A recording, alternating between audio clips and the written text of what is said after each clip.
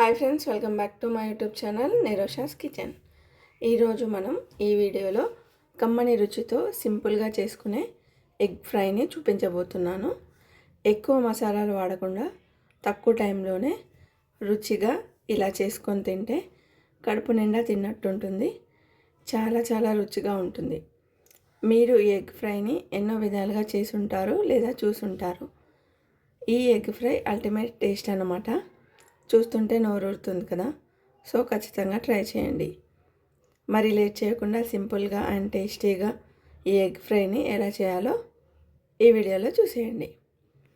ముందుగా ఎగ్స్ తీసుకొని బాయిల్ చేసుకోవాలి. నేను ఇక్కడ వచ్చేసి 5 ఎగ్స్ తీసుకున్నా. మీరు కావాలంటే 6 ఎగ్స్ కూడా తీసుకోవచ్చు. ఎగ్స్ తీసుకొని బాయిల్ చేసుకున్న తర్వాత వీడియోలో చూపించిన విధంగా కొంచెం పెద్ద పెద్ద పీసులుగా కట్ చేసుకోవాలి. తర్వాత స్టవ్ మీద కడాయి పెట్టుకొని 2 టేబుల్ స్పూన్ ఆయిల్ వేసుకొని ఆయిల్లో జీలకర్ర వేసుకొని తాలింపు గింజ అన్నీ వేయకుండా ఓన్లీ ఒక జీలకర్ర ఒకటే వేసుకోండి, టేస్ట్ బాగుంటుంది. తర్వాత ఆనియన్స్ 2 మీడియం సైజు ఆనియన్స్ తీసుకొని కట్ చేసుకొని వేసుకోవాలి. తర్వాత 4 పచ్చిమిర్చి కూడా వేసుకొని ఫ్రై చేసుకోవాలి.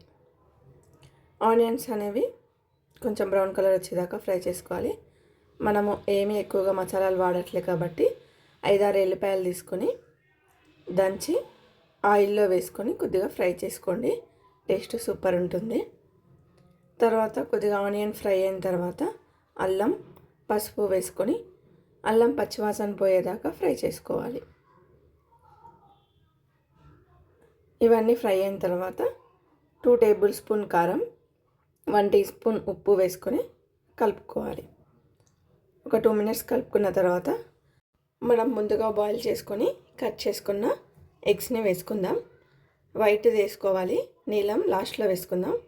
నీలం ఇప్పుడే వేసుకుంటే కరిగిపోతుంది. ఈ వైట్ వేసుకొని కాసేపు ఒక 5 మినిట్స్ అలా ఫ్రై చేసుకోవాలి. ఫ్రై చేసుకున్న తర్వాత నీలం వేసుకుందాం. తర్వాత ఒక 2 మినిట్స్ మూత పెట్టుకొని కుక్ చేసుకోవాలి. లాస్ట్కి కొత్తిమీర కానీ పుదీనా కానీ ఉంటే వేసుకొని స్టవ్ ఆఫ్ చేసుకోవాలి. అంతే, ఎమ్మి ఎగ్ ఫ్రై రెడీ. మీరు కూడా ట్రై చేసి ఎలా వచ్చిందో కామెంట్ చేయండి. వీడియో నచ్చితే లైక్ చేయండి, షేర్ చేయండి. అలాగే నా ఛానల్ని సబ్స్క్రైబ్ చేసుకోండి. Bye friends.